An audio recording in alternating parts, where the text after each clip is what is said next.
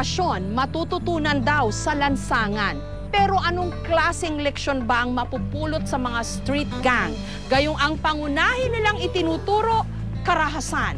Mga magulang, panoorin po ito ng mabuti at mabahala para na rin sa kapakanan ng inyong mga anak.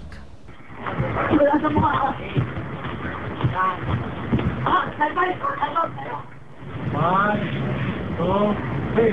1, 2, 3, 4, 5, 6, 7. Hindi ito rumble, riot o fraternity hazing.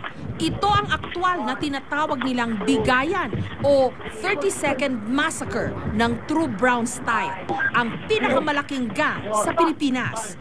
6, 7. Habang nakapiring ang neophyte na si Al, hindi niya tunay na pangalan, pinauulanan siya ng suntok, siko, tuhod at tadyak ng mga homeboys o yung mga miyembro ng gang. Nigit ka ng hangin. Lahat ng ito, ayos lang daw kay Al. Ang mga bumubugbog naman daw sa kanya, mga itinuturing niyang pamilya. Kasi pag may problema rin ako, sa kanila ako lumalapit. Pag maglalayas ako, sa barkada ko pa rin. Ang tanging kinakapitan ni Al, si Gizmo, hindi rin niya tunay na pangalan. OG o Original Gangsta, ang leader ng gang.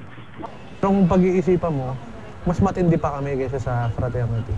Ang fraternity kasi, nandiyan yung mga, kumbaga class A na nilalang eh. Mga mayayaman, may mga pera. Kami wala.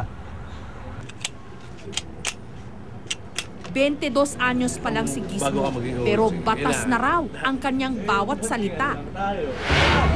Nirerespeto sa pagtatanggol niya sa kanyang homeboys at kinatatakutan dahil sa kanyang mga napatay na raw sa kalabang gang. Ang OG kasi, pag nagsalita yan, hindi kailangan mabali. Ano eh, sa'yo sila nakadepende. Yung mga miyembro mo, kumbaga bit-bit mo sila sa balikat mo. Mapagtanggol mo yung mga naargabyado ng ibang gang. Kahit sa anong paraan, kahit dumating doon sa patayan na gano'n. May isa pang nakukuhang pribilehyo ang OG, ang pakikipagtalik sa mga neophyte na babae. Si Lani, hindi niya tunay na pangalan, 17 anyos.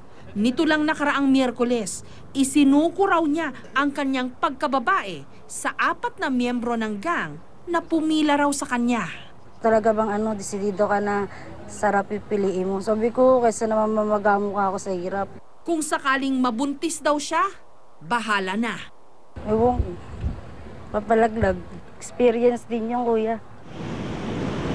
Ayon kay Dr. Ed Caligner, psychologist, ang ganitong pananaw ng mga sumasali sa mga gang, malimit sa mga kabataang naliligaw ng landas.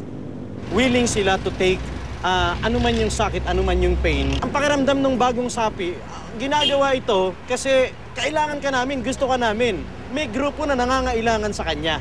May grupo na nagpapahalaga sa kanya in a wrong sense. Pero hindi dapat pakakasiguro ang mga miyembro ng gang sa natatamo nilang benepisyo o kapangyarihan. Katulad ng nangyari sa 18 anyos na si Roy, dating OG ng 18 Angels Gang sa Blumentritt. Ngayon, nagdurusa siya sa piitan sa salang rape ng 14 anyos niyang gang member. 300 daw ang hawak na miyembro ni Roy, pero ni isa sa mga ito, hindi siya dinadalaw. Lahat sila, tuluyan na siyang tinalikuran. Masarap sa una. Pero bandang ko na magsisisi ka rin. Eh, sa ngayon kasi, baliwala na eh. Papatadayan mo lang yung tunay ng barkada dito. Kasi nga iba, wala. Hindi nagpapakita dito.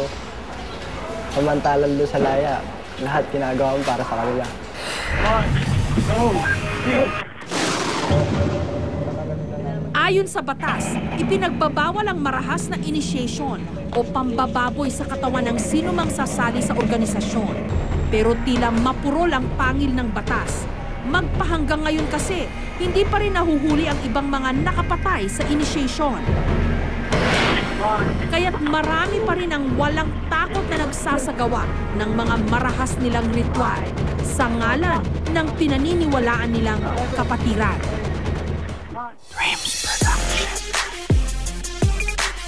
Pagsapit ng dilim dito sa may port area sa Manila, may nangungursunada raw sa mga dumaraan.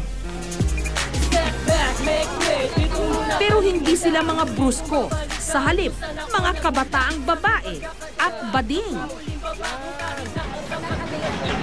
Si Marie, 22 anyos, leader o lady gang lord ng Devil May Cry Gang. Pag maangas siya pumorma, kunyari naka-shirt na maikli, tapos naka-hanging blouse. Mga ganun mga trip namin, saka yung matatara yung kilay. Ganun yung mga trip namin bugbugin. Pero hindi raw biro sumali sa kanilang grupo. Para patunayan ito, pinayagan nila kaming kunan ang nakatakda nilang initiation. Bawat babae o bading na sasali, dadaan sa 5 malulutong na sampal. Hindi ba? Pero ang pinakagrabe, ang burning o pagpapapaso sa kanilang balat. Gumaling na. Pinapainit ang bakal sa kandila. Pagkatapos, idinidikit ito sa gitnang daliri hanggang ito'y mapaso.